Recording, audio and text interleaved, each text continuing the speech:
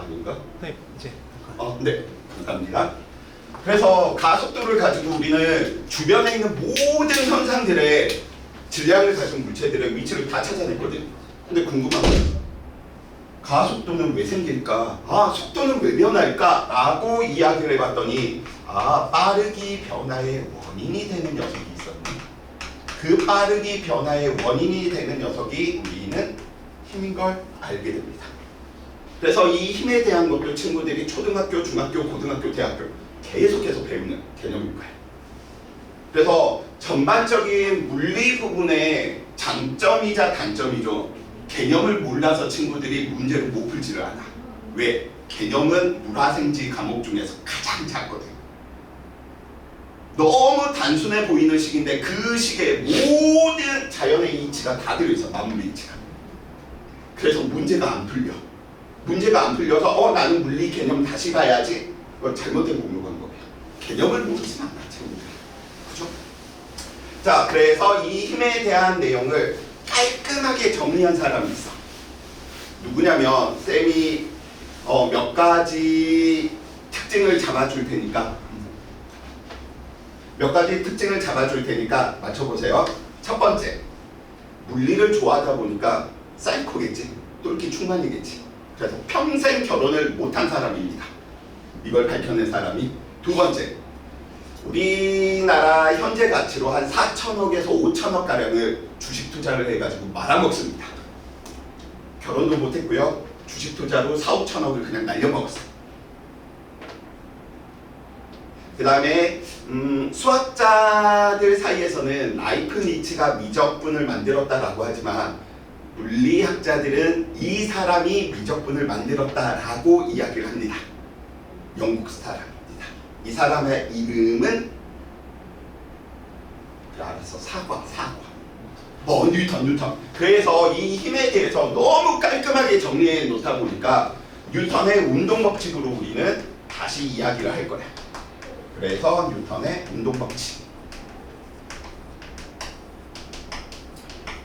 공부한답니다.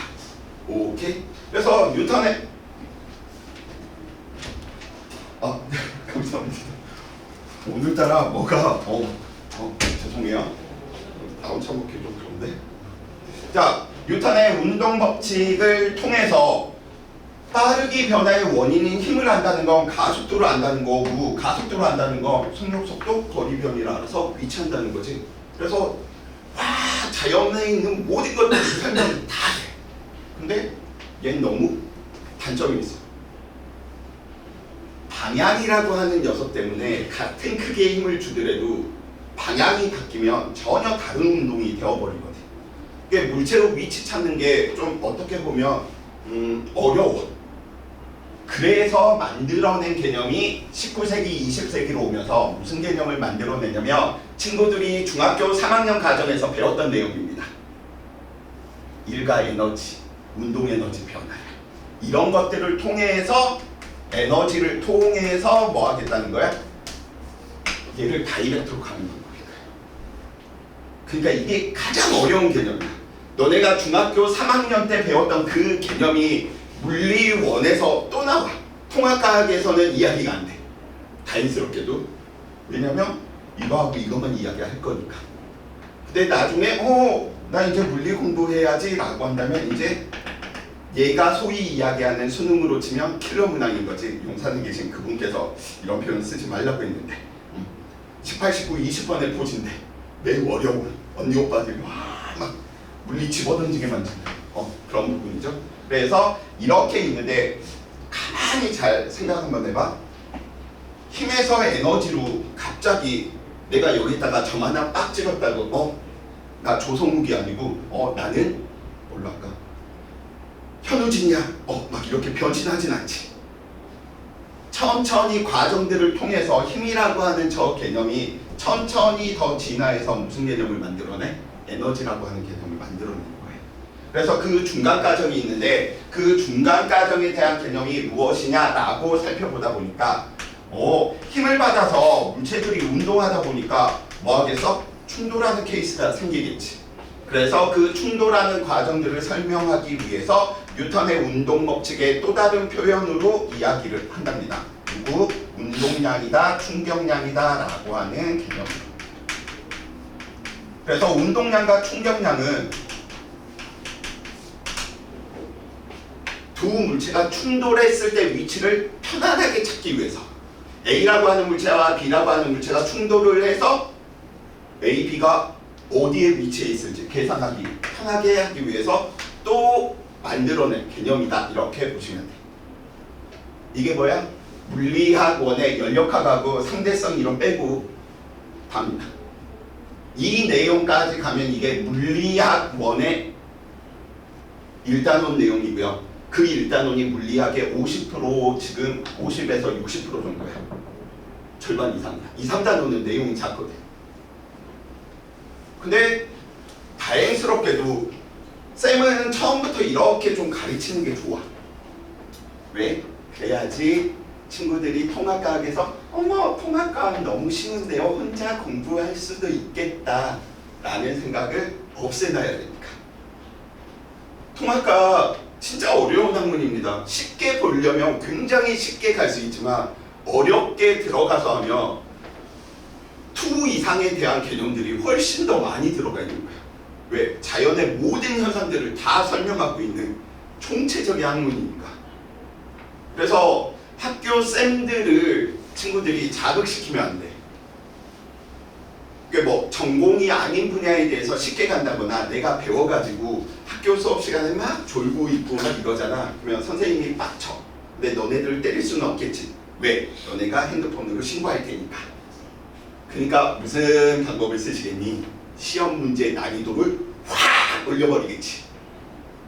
그러니까 뭐 하는 거야? 선생님, 학교 쌤들한테 친구들이 뭐 막 잘 보이라고 하는 뜻이 아니고 그냥 보여주기로 한 번 정도? 선생님 안녕하세요 이렇게 인사라도 한 번 하면 굉장히 받는 사람 입장은 기분 좋은 거잖아. 그치? 그러면 그러한 부분들 좀 신경을 써주시기 바라고요. 자, 그러면 여기 있는 이 내용들을 공부를 할 텐데 통합과학의 2단원 중력과 상호작용이다 라고 하는 내용에서는 어느 부분들을 이야기 꺼낼 거냐면 저 두 부분은 꺼낼 거야. 너 이리 와, 이리 와, 이리 와, 이리 와. 물리학 하기 전에 맛봐야 돼. 그래서 이 내용 공부할 거야. 너 이리 와, 이리 와, 이리 와, 이리 와, 이리 와, 이리 와, 이거 할 거야. 그래서 통합과학에서는 이 두 개를 위주로 이야기를 하는데 쌤이 미리 말씀드리지만 이 가속도 부분은 좀 더 올려서 좀 이야기를 합니다. 학교들마다 쉽게 나오는 학교들도 있겠지만 올릴 수 있는 데가 저 포인트거든. 그래서 우선은 왜 이렇게 이야기를 했냐면 물리의 순서이기도 하지만 결국은 이런 구조로 가지고 있으면 내가 왜 가속도를 배우는지, 왜 내가 힘을 배우는지, 왜 충돌을 배우는지 정도는 친구들이 알고 있어야지 덜 지루하겠지. 그쵸? 자, 그래서 저 내용들을 빼서 통합과학에 있는 물리 파트에서는 첫 번째 쌤은 뭐라고 이야기하냐면 힘으로 이야기할 거예요.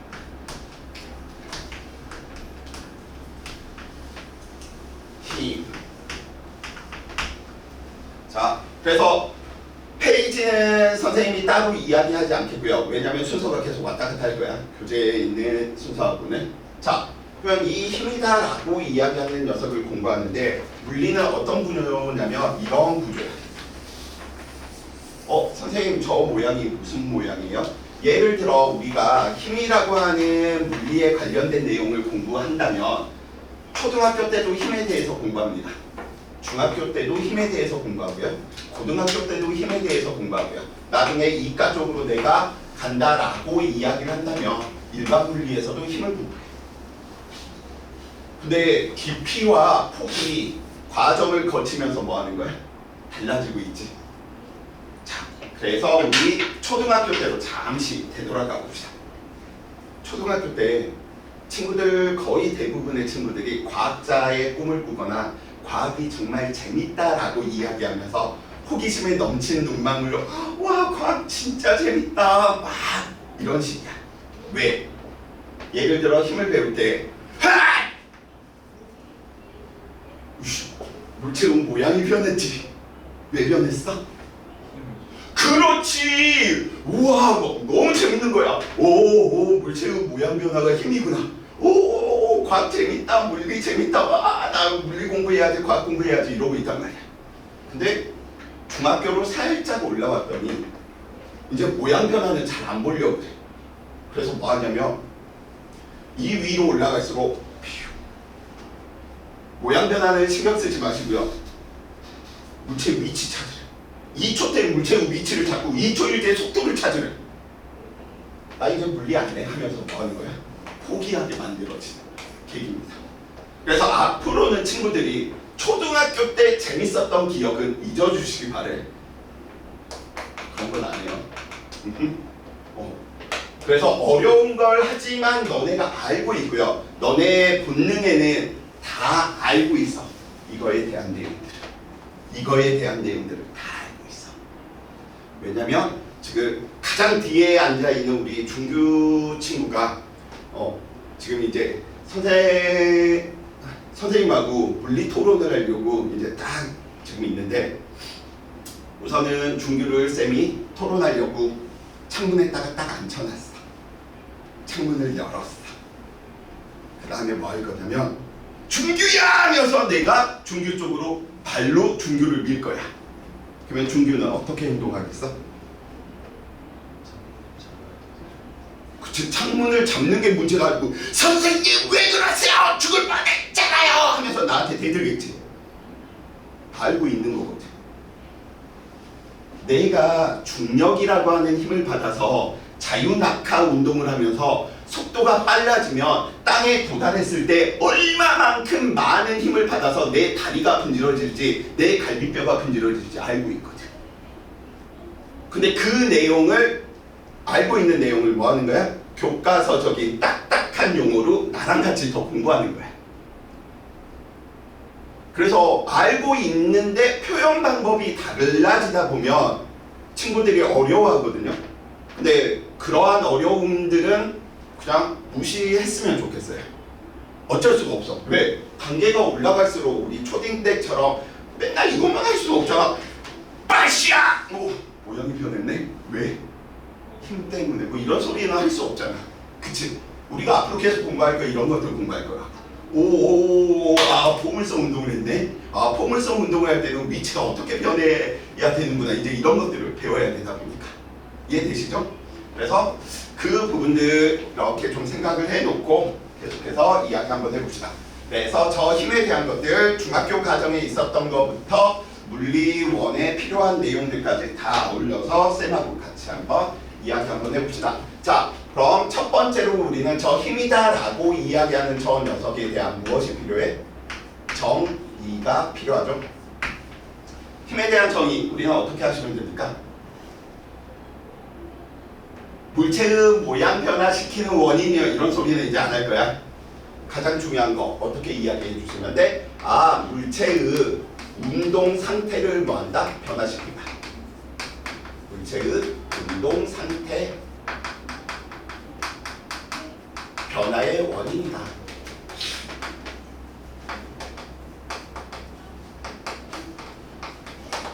라고 이야기를 해 주시면 되겠습니다. 그래서 우리가 지금 우리가 배우는 물리학들은 다 서양에서 들어온 것이다 보니까 서양에서 우리는 힘을 포스 이야기를 할 테고요. 그래서 힘으로 이야기할 때도 있지만 다음과 같이 F라고 하는 약자를 이야기해 놓는 것이죠. 그래서 이 힘을 살펴보니까 이 정의를 바탕으로 우리가 중학교 때 어떠한 내용들을 배우냐면 힘의 3요소 이런 것들을 배워. 그래서 이 힘의 3요소들을 이야기할 때 우리는 화살표를 이용할 것이고요. 힘이 물체한테 어디에 작용했는지 알려주는 작용점, 화살표의 길이, 크기고요. 화살촉 이 녀석은 방향. 그래서 힘의 3요소는 방향, 크기, 작용점이구나. 이런 부분들을 중학교 때 배웠을 거야. 힘과 우리 생활이다 라고 하는 중학교 1학년 과정에 이런 내용들이 있을 거랍니다. 너무 오래됐지? 한 3년 전에 이야기니까.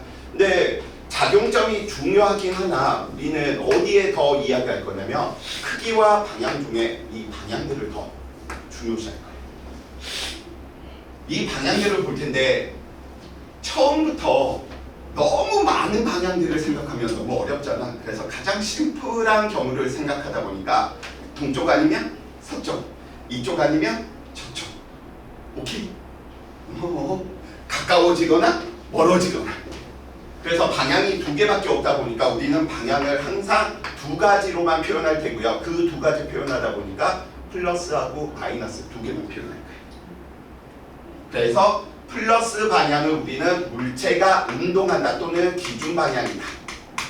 마이너스 방향은 기준과 반대 방향이다. 이렇게 해석을 해 주시면 되겠습니다. 자, 여기에서 이제 문제 나갑니다. 마이너스 3과 플러스 2 중에서 준규야, 누가 더 커? 누가 더 커? 마이너스 3 플러스 2. 틀려도 돼. 괜찮아. 틀리니까 여기 있는 거지. 2? 이거는 어디에서 쓰는 거냐면 수학 같은 머저리들이 하는 학문에서 쓰는 거야. 틀렸어요.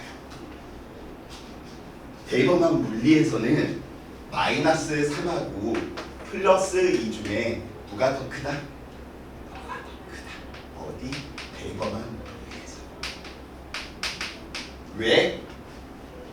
서쪽으로 3m하고 동쪽으로 2m 중에 누가 더 큽니까? 서쪽으로 3m가 크지. 그래서 수학의 논리를 그대로 물리에 적용시켜서 해석하는 게 아니야. 물리는 물리 고유의 영역이다 보니까 지금처럼 친구들이 뭐 해주셔야 돼? 음미를 해주셔야 돼. 이러한 부분들.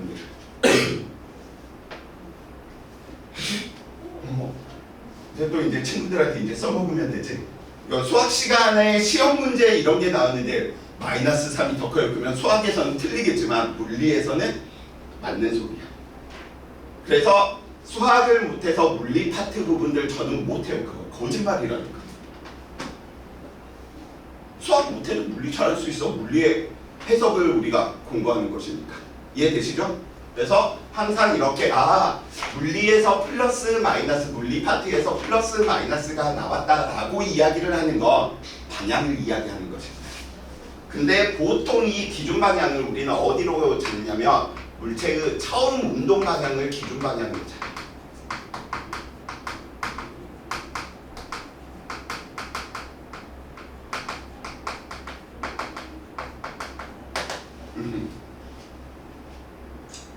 오케이. 자, 그래서 지금 정의에 대한 내용들을 이야기했고요. 힘의 3요소들 배웠던 것들 중에서 친구들이 앞으로 좀 많이 잊어버리시는데 기억해야 될 부분들. 힘의 방향을 플러스 마이너스로 표현한다. 기준 방향이다, 반대다. 동쪽으로 움직이고 있다, 서쪽으로 움직이고 있다, 남쪽으로 움직이고 있다, 북쪽으로 움직이고 있다. 저쪽이다, 이쪽이다. 오케이?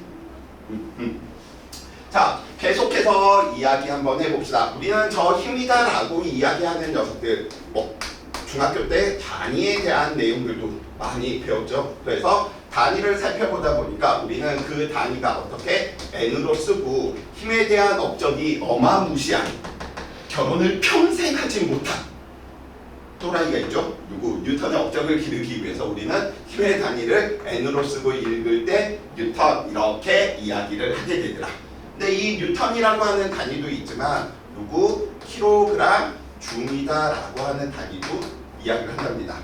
그래서 우리는 이 관계들을 살펴보다 보니까 1kg 중이다라고 이야기하는 저 녀석은 대략적으로 얼마? 9.8N만큼이다 라고 이야기를 해주시면 되겠습니다. 1kg 중 또는 1kg 포스 이렇게 표현될 때 있어. 이렇게도 표현되겠지. 킬로그램 포스 이렇게도 표현되는 게 같은 거야. 그래서 1kg짜리 물체의 중력의 크기를 의미하는데 1kg짜리한테 작용하는 중력의 크기가 얼마? 9.8N. 통합까지는 9.8에 대한 숫자를 약속을 지켜주셔야 돼. 물리 원으로 넘어오면 9.8 안 써. 그냥 10으로 써. 오케이? 그래서 학교에서 9.8로 알려줬는데 1초 후에 속력을 구해라 10 이런 식으로 하면 안 돼. 9.8로 해야 돼. 미리 이야기하지만 자, 그래서 이 부분들 단위에 대한 것들 뭐 다시 한번 이야기해 주시면 되겠고요. 계속해서 한번 살펴봐 봅시다. 우리는 이러한 케이스들이 이야기가 되겠네. 아, 어떠한 물체가 다음과 같이 이렇게 있었어.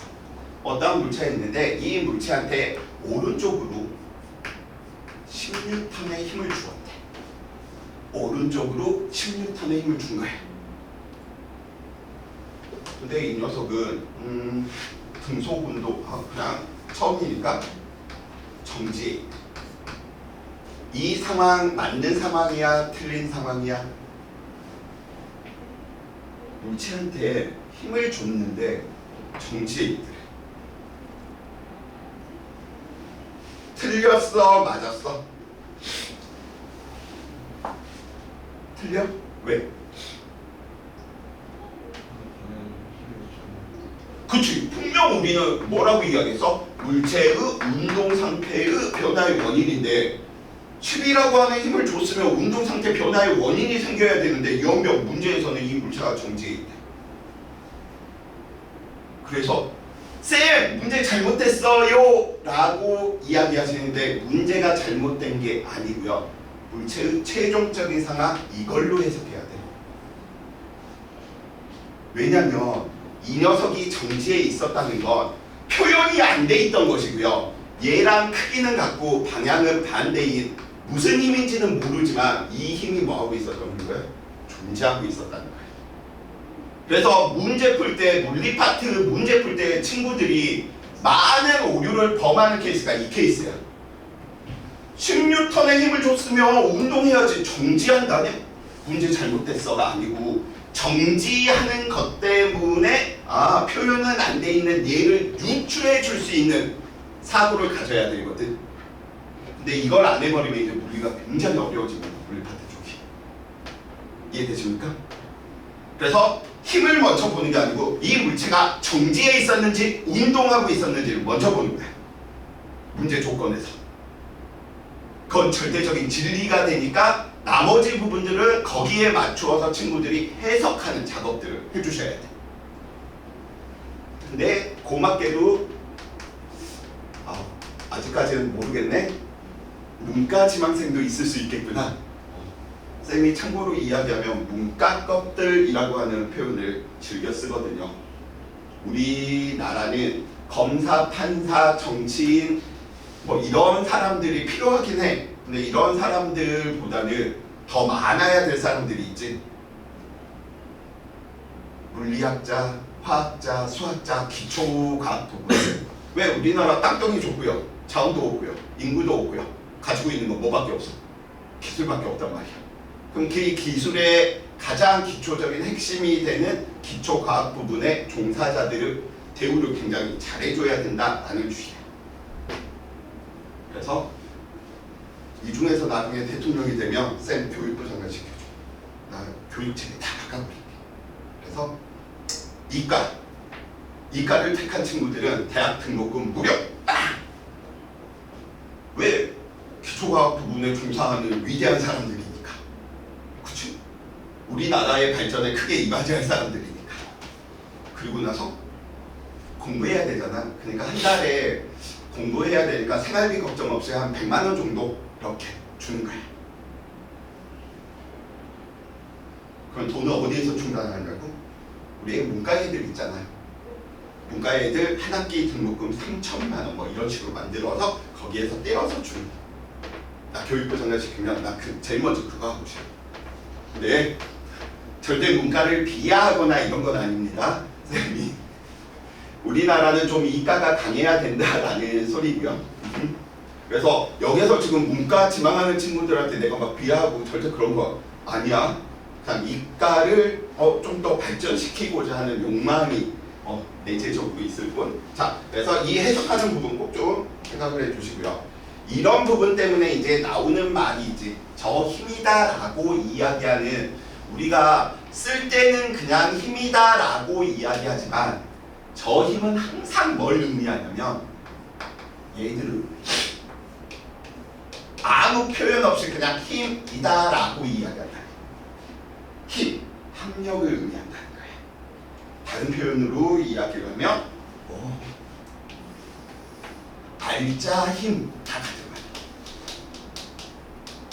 이런 글자 처음 보죠. 내 수업 시간에는 자주 볼 거야. 나 이런 거 좋아하거든. 좀 뭔가 오묘해 보이는 느낌이잖아. 그치? 그래서 힘이다라고 적어져 있으면 힘이다라고 물체에 작용하는 힘이다라고 적어져 있으면 그 힘은 합력 알자 힘을 뜻한다라고 하는 거 꼭 좀 생각을 해주세요. 그래서 합력 알자 힘이다라고 이야기하는 저 녀석은 한 물체에 2개 이상의 힘이 작용하였을 때 하나의 힘의 효과를 낼 때 우리는 합력 알자 힘이라고 하는 표현을 쓰는데 합력 알자 힘 말고 그냥 물체한테 나타나는 힘이다 라는 표현도 합력 알자 힘을 의미하는 거예요. 이해되십니까? 그래서 여러 힘들이 작용하는데 하나의 효과를 내는 힘을 보고 우리는 합력 또는 알자 힘. 근데 합력보다는 쌤은 알자 힘이라고 하는 표현을 굉장히 좋아하는 게 왠지 예쁘잖아. 말 자체가 알차다, 알짜다 막 이런 느낌이어서. 자, 그러면 얘도 예시로 한번 이야기 한번 해봅시다. 자, 우리는 통합과학이 됐건 물리가 됐건 방향은 몇 개? 2개야. 이쪽 아니면 저쪽이야. 그치? 그러니까 힘이 이쪽으로 가거나 같은 방향으로 작용하는 케이스나 아니면 힘이 이쪽 작용하는 케이스나 선생님 저는 영재학교 준비하면서 45도 필요 없습니다. 우리는 두 방향만 고려해야 되니까. 자, 그래서 어느 쪽으로 예를 들어 오른쪽으로 10N의 힘이 물체한테 작용했는데 어떤 힘인지는 모르지만 얘가 5N이 또 오른쪽으로 작용하더래요. 2개 있으니까 귀찮네. 너 그냥 하나의 힘처럼 생각하자. 15N이 오른쪽으로 작용했다. 왜? 그 효과가 똑같으니까. 그래서 우리는 25N을 보고 뭐라고 이야기하는 거야? 물체에 작용하는 합력, 알자, 힘 이렇게 이야기를 한답니다. 오케이? 그래서 이걸 우리는 일반화한다면 F1A인가 F2의 힘이 방향이 같았어. 그럼 합력, 알자 힘은 어떻게 이야기해 주시면 돼? 두 힘을 더하고 방향은 이 두 힘과 같은 방향이구나. 이렇게 이야기를 해주시면 되겠습니다. 오케이? 자, 두 번째. 이번에는 10N의 힘이 오른쪽으로 작용했는데 반대 방향으로 5N의 힘이 작용하네. 그럼 이 물체의 운동 상태 변화의 원인인 힘은 하얀색 힘도 아니고요. 빨간색 힘도 아니고요. 누구? 하나의 힘의 효과를 내는 하나의 힘인 합력, 알자 힘이 운동상태 변화의 원인인 거지. 그래서 이 녀석은 어떻게? 오른쪽으로 5N이네. 그래서 방향은 플러스 방향 아니면 반대 방향이에요. 반대면 뭐 하면 돼? 큰 쪽에서 작은 쪽 빼주고 방향은 누구의 방향? 큰 쪽의 방향을 가더라. 이것도 일반화 시켜서 10N을 F1A, 5N을 F2의 힘이다 라고 한다면 F1과 F2 중에 F1이 더 크니 F1-F2가 누구? 알자 힘이고요. 방향은 어느 쪽이구나? F1의 방향, 오른쪽 방향. 이런 식으로 표현해 주시면 되겠습니다. 오케이? 그래서 지금 책에 굉장히 심화되는 내용들까지 이렇게 들어가져 있고요. 있는데 그런 부분들에 대한 것들을 이제 친구들하고 피드백을 주고받으면서 더 해줘도 되겠다 이런 부분들에 있으면 바로바로 이야기하도록 하겠습니다. 자, 그래서 우리는 누구? 정의에 대한 내용, 합력 알자 힘에 대한 내용.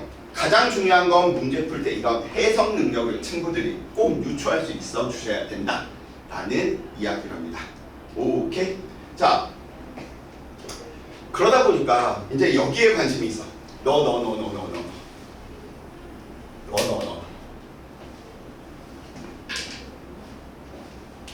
물체한테 힘을 줬는데 얼마나 운동 상태가 많이 변할 건지 적게 변할 건지를 알고 싶은 거야.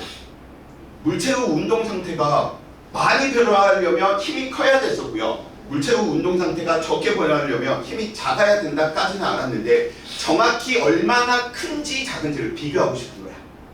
그래서 이제 두 번째 파트가 이야기되죠. 혹시 필기 못하시거나 안 하신 친구들 같은 경우에서는 그냥 사진 찍으셔도 되니까 좀 찍어두고 필요한 부분들은 이렇게 좀 정리를 해 두시기 바랍니다. 왜냐면 필기할 시간까지 줘버리면 너무 시간이 빠듯해버려.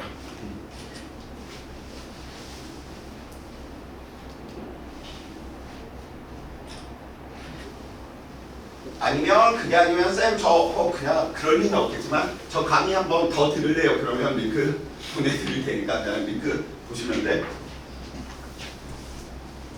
항상 동영상 강의를 친구들한테 링크를 보내주면서 도티를 넘어서겠다는 큰 꿈을 가지고 있지만 실현이 안 되더라고. 저도 최근 조회수 한 30회?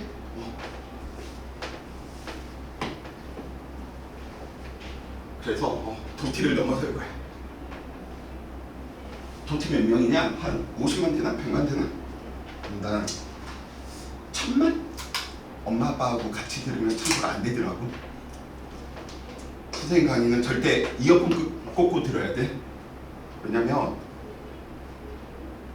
무슨 소리가 나올지 모르니까 전 가족이 쌤 강의를 TV로 거실에다가 틀어놓고 본 적이 있었는데 엄마 아빠가 너무 얼굴이 이렇게 빨개진 경우들이 가끔씩 있더래. 그러니까 꼭 쌤 강의 들을 때 이거 꽂고 들으세요. 다른 사람 들으면 뭐야? 이럴 수 있어? 자, 그래서 이제 첫 번째 힘이다라고 하는 개념에 대한 것들 정의 이야기했으면 이제 두 번째 테마입니다. 그래서 첫 번째 테마. 통합과학에서 지금 첫 번째 테마 1. 힘에 대한 내용 정리했고요. 여기에 대한 내용을 좀 더 이제 깊숙하게 보다 보니까 테마 2.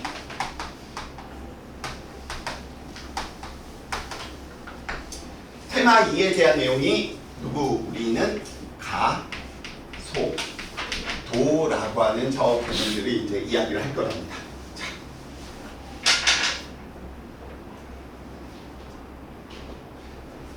용훈아, 손 잠시만 빌려줘. 이렇게 했더니 용훈이가 쌤 너무 좋아요. 그 이유는 무엇일까요? 그 이유는 무엇일까요? 손등에 뽀뽀한 내가 좋으니까지. 원인이 있으니까 결과로 쌤 좋아요 이렇게 나온 거잖아. 근데 용훈아 손 하고 나서 갑자기 빡 하고 때렸어. 그럼 안 울겠지. 왜? 내가 때렸다라고 하는 원인이 있으니까 결과로 쌤 미워요 하면서 결과가 나오는 거야. 오케이?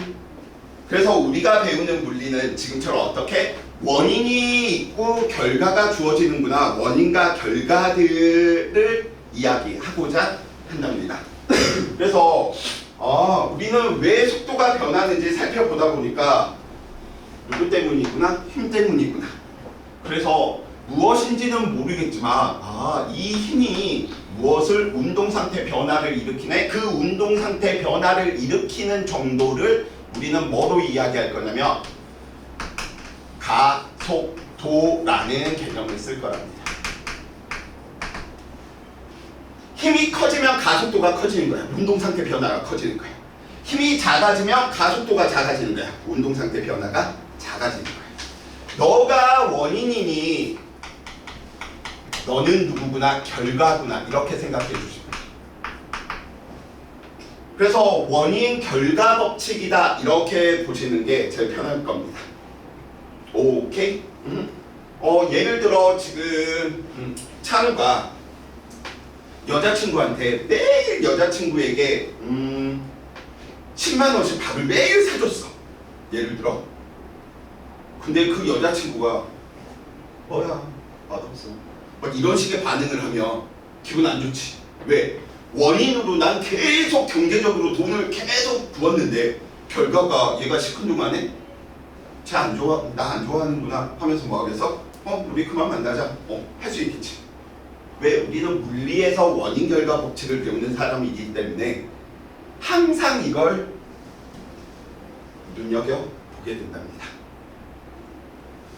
용산에 계신 그분과는 달라. 원인 결과에 따르지 않는 분이야. 그분은 내가 보기에는 매우 위대하신 분인 것 같아. 대단하신 분이야.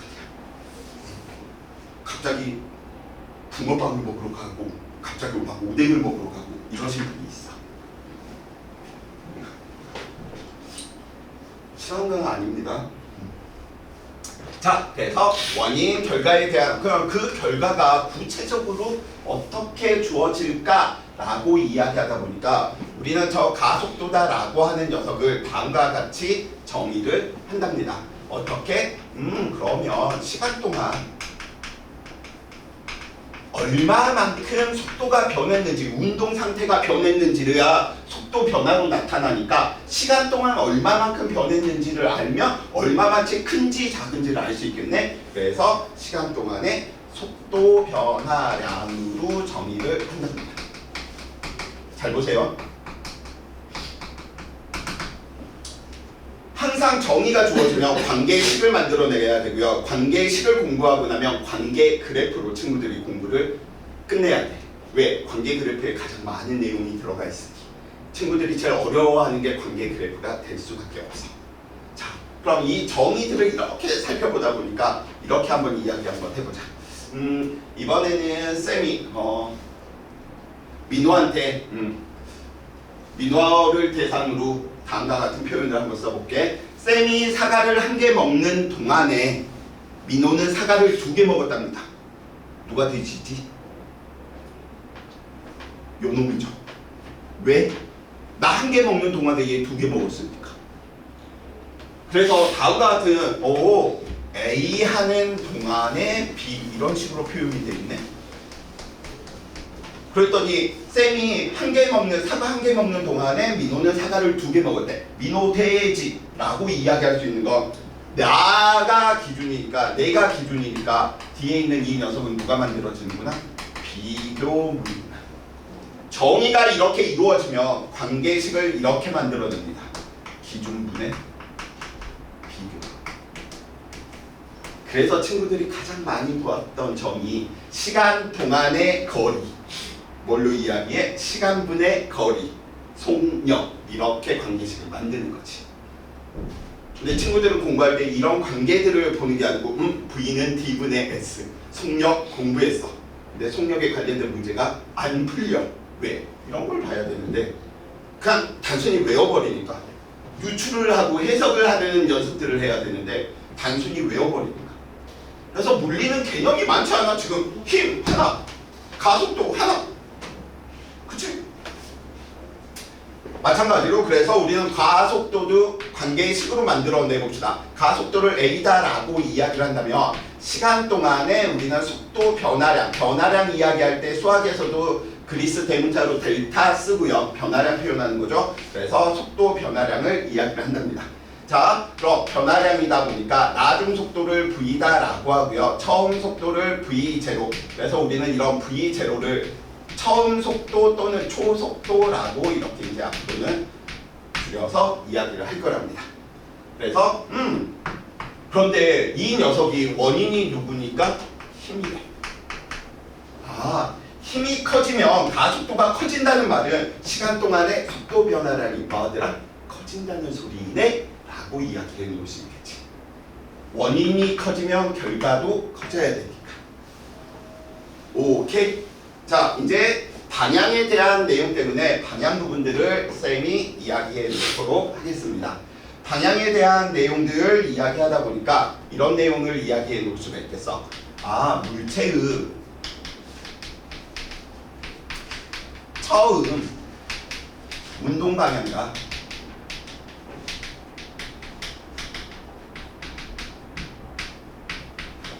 알짜 힘. 왜? 그냥 힘이 아니야. 얘는 힘으로 있으면 다 알짜 힘 합력을 의미한다라고 했어. 그래서 물체의 처음 운동 방향과 힘의 방향이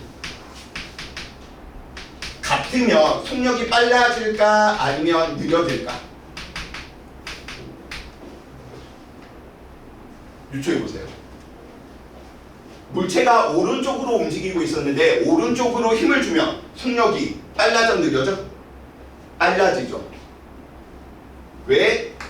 처음 운동 방향이 플러스면 힘의 방향도 플러스라는 소리고요. 같은 방향이다 라고 이야기했으니까 그러면 이 녀석은 누구? 가속도의 방향도 플러스라는 거네. 가속도의 방향이 이 녀석이 플러스 값을 갖는다는 거, 처음 값을 빼줘야 되니까 나중 값이 더 커야지 플러스가 나오겠지. 그렇기 때문에 속도가 뭐 하는구나? 증가하는구나. 결과부터 이야기하면 지금 이걸 보면서 F는 ma 또는 A는 n분의 F, 뉴턴의 운동 이 법칙이 중요한 게 아니고요. 그 안에 있는 이런 해석하는 능력이 물리 문제 푸는데 필요한 부분이랍니다. 자, 한 번만 더 연습 한번 해봅시다. 물체의 처음 운동 방향과 힘의 방향이 반대래. 이 말은 가속도의 방향, 원인이 마이너스니 얘가 기준 방향이면 얘는 지금 반대 방향 마이너스인 거죠? 마이너스면 이 녀석을 결과도 마이너스가 되겠네? 그럼 결과가 마이너스가 나오기 위해서는 나중 값이 처음 값보다 작아야지 마이너스가 나오겠죠. 그러니까 이 케이스는 누구? 속도가 느려지는구나. 이런 식으로. 어떻게 보면 힘에 대한 이 내용들, 원인, 결과에 대한 이 내용들은 다 방향을 꼭 이야기를 해줘야 돼. 그래서 쌤이 아까 방향을 굉장히 중요시한 거예요. 근데 모든 방향이 아니고 이쪽 아니면 저쪽, 플러스 아니면 마이너스. 오케이?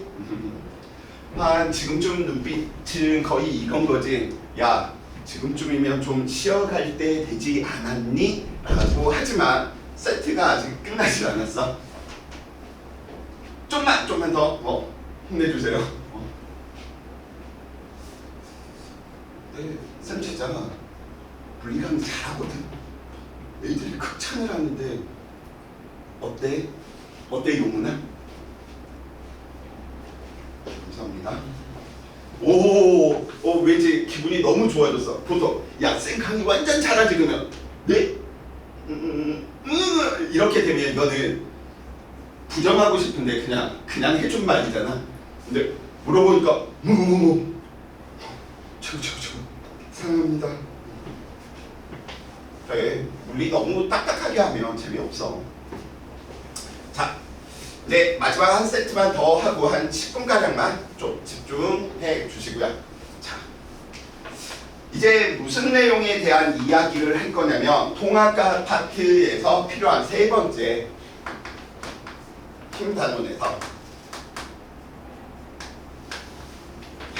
뭐에 대한 내용이냐라고 이야기했더니 팍! 호! 힘! 오! 이라고 이야기를 하는 녀석이랍니다. 자, 만유인력. 만자, 만물만의 유자, 있을 유자입니다. 만물은 있답니다. 무슨 힘? 끌어당기는 힘을. 그래서 너네 아무나 막 껴안고 나서 우리는 만유인력이 작용했어 이러면 너네 안 돼? 범죄야 범죄. 그쵸?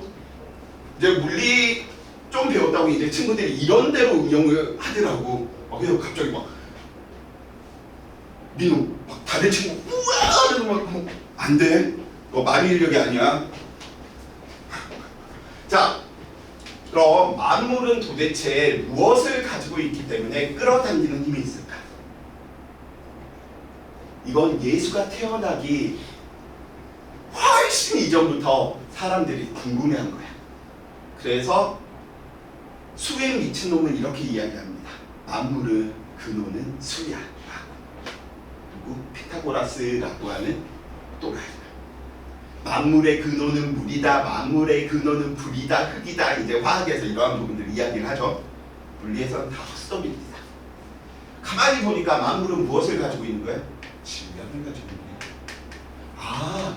질량을 가지고 있는 저 녀석들은 어떻게 끌어당기는 힘이 있구나.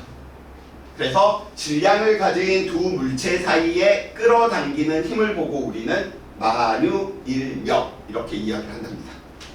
그래서 이 만유인력에 대한 이 포인트가 친구들 통합과학에서 이야기되는 첫 번째 단원에서 우주론에 대한 내용하고도 연관이 있습니다. 왜? 질량을 가진 물체는 끌어당기는 힘이 왜 있었을까를 생각하다 보니까 춤추는 빅뱅 말고요.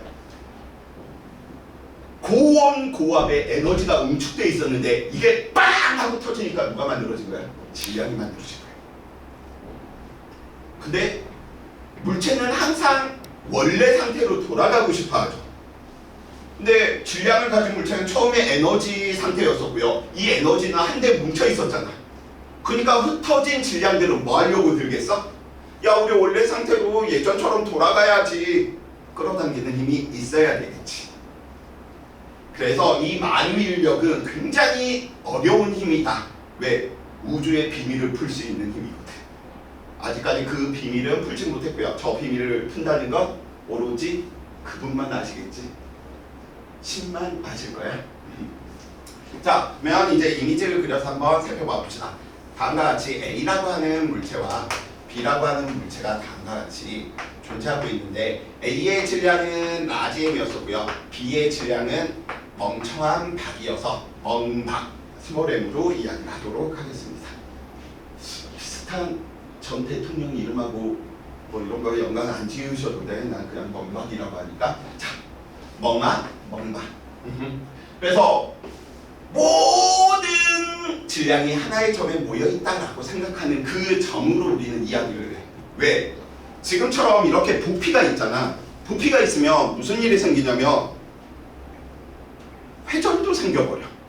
그래서 너무 복잡하니까 부피는 있는데 회전이 없는 심플한 운동으로 생각하기 위해서 점으로 얘를 생각하고요. 그 점에 모든 질량이 다 있다라고 생각하는 그 점을 보고 우리는 센터 매스, 질량 매스, 질량 중심, 무게 중심 이런 표현들을 쓴답니다. 그래서 부피 무시하고 하나의 점에 있다라고 생각하는 거구나 이렇게 생각하셔도 돼. 그럼 B도 하나의 점에 있는 거야. 모든 질량. 그래서 이 질량을 잇는 선상에서 B야, 너 원래 우리는 하나였었잖아. 나에게 와. 무슨 소리? A야, 너 나한테 와. 어떻게? 크기는 같고 방향은 반대인 어떤 두 힘이 다음과 같이 나타나고요. 이 힘의 이름을 우리는 무엇이다? 질량을 가진 두 물체 사이에 끌어당기는 힘인 만유인력이다. 근데 저 만유인력을 지구와 물체 사이에 주고받는 만유인력을 우리는 특별히 중력 이렇게 이야기를 한답니다.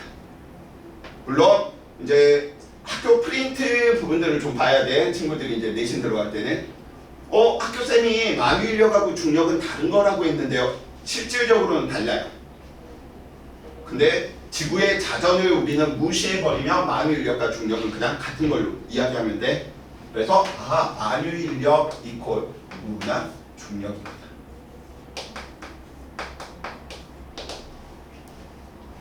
그러면 우리는 저 중력을 한번 어느 정도의 크기의 힘이 작용하는지 살펴봐 봅시다. 자, 다음과 같이 지구야. 균일한 속찬구라고 생각하시고요. 무화과 모양 이런 거 아니고요. 그냥 완벽한 구라고 생각해. 왜? 무화과 모양이면 길게 어려워지거든.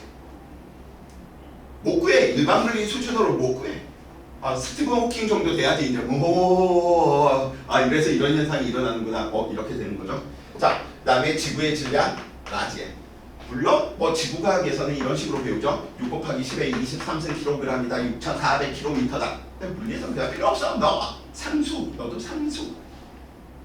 지구 이 위에 다음과 같이 스몰 m의 질량을 가진 녀석이 있었다라고 한번 배웁시다. 이거는 두 물체의 질량 중심입니다.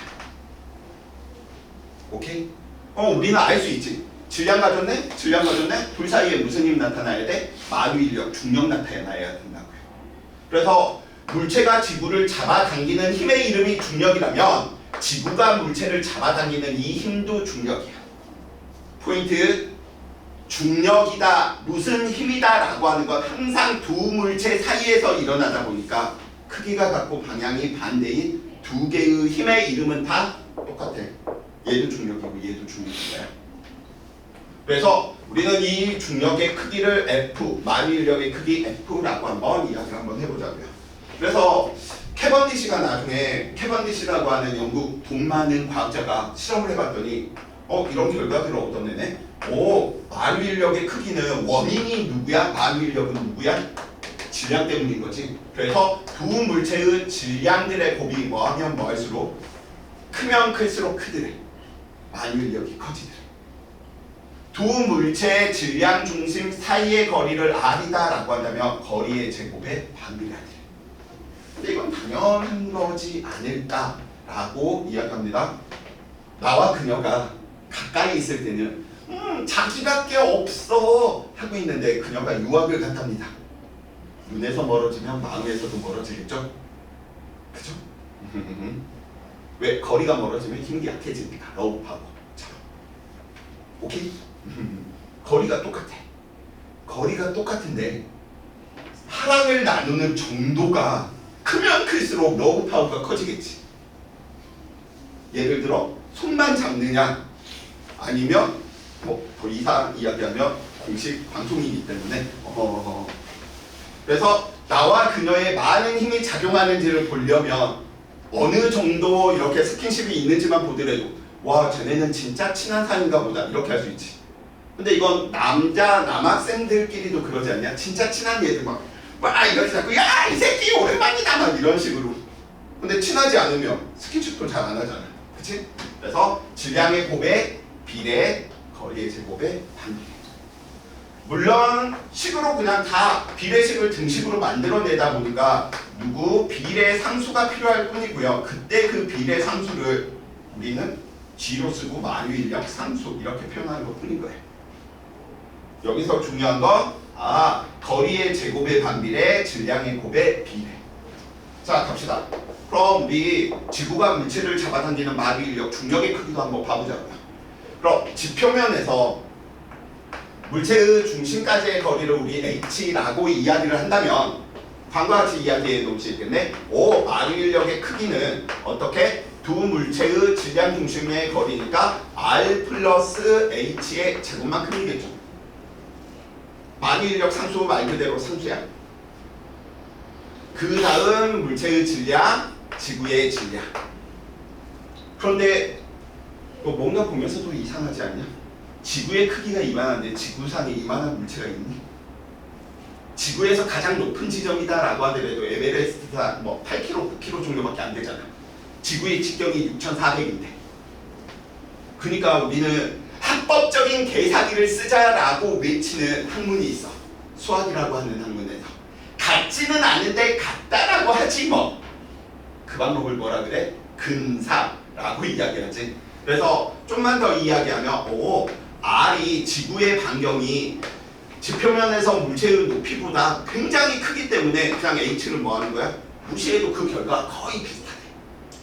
그래서 우리는 뭐라고 이야기를 하느냐? 그러면 만유인력의 크기는 R제곱 G 스몰의 R제곱이네. 어라? 이시 다시 한번 써볼게요. 스몰 m 물체의 질량 R제곱 G라지m이네. 상수, 만유인력 상수, 지구의 질량 상수, 지구의 반경 상수지. 이걸 여기다 탁탁탁탁 계산했더니 이게 얼마냐면 9.8이었던 거야. 그래서 친구들이 중학교 과정에서 무게는 9.8의 질량을 곱한다라고 하는 게 여기에서 나온 거야. 이걸 우당탕탕 계산하니까 9.8이거든. 예, 되십니까? 오케이. 그래서 우리는 이제 9.8 이거 중학교 때 이야기한 거잖아. 그래서 우리는 앞으로 뭐로 표현할 거냐면 9.8을 G로 표현할 거야. 왜? 통합과학이니까. 이제 고등학생이니까. 9.8 두 개 쓰는 것보다 G 하나 쓰는 게 낫겠지. 그리고 이때 이 G를 보고 우리는 뭐라고 이야기를 할 거냐면 중력, 가속, 도라고 이야기를 할 겁니다. 마지막으로 하나만 이야기하고 매우 중요한 내용이고요. 쉬는 시간 다음에 쌤이 이 내용에 대한 실험을 진행할 겁니다. 그래서 중력, 가속도는 질량하고 관계가 없어. 누구의 질량? 물체의 질량. 물체의 무겁고 가벼움하고 관계가 없다. 꼭 생각해 두셔야 될 포인트입니다. 그래서 첫 번째 우리는 힘에 대한 내용을 이야기했고요. 원인이 힘으로 있다 보니까 두 번째로 가속도가 어떻게 힘과 관련이 있는지 이야기를 했었고요. 세 번째, 우리는 그 여러 가지 힘들이 있는데 다 집어치고 지구에서 우리가 결국은 살아갈 수 있는 이유는 중력 때문이니까 중력이라고 하는 힘에 대한 내용을 공부했습니다. 오케이? 자, 쉬었다가 바로 실험을 하도록 하겠습니다. 정각에 시작하도록 할게요. 생각보다 시간이 많이 소요됐네.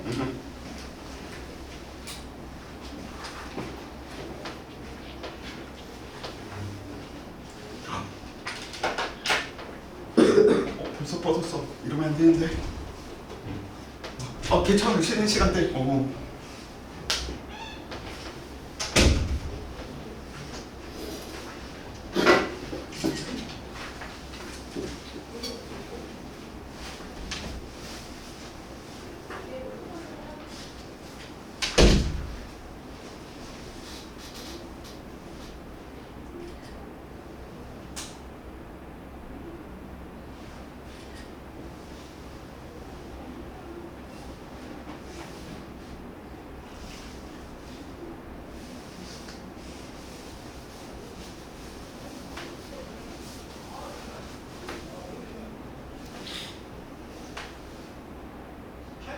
해주세요.